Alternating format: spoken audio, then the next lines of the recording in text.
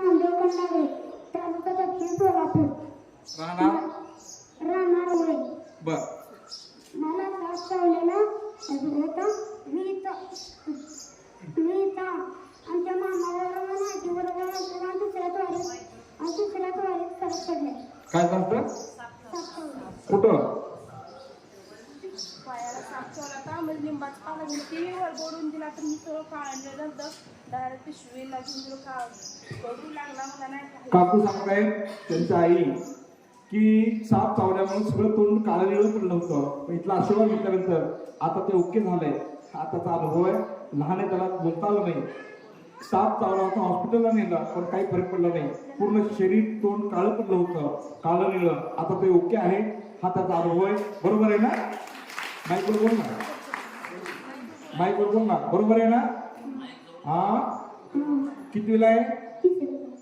30 आहे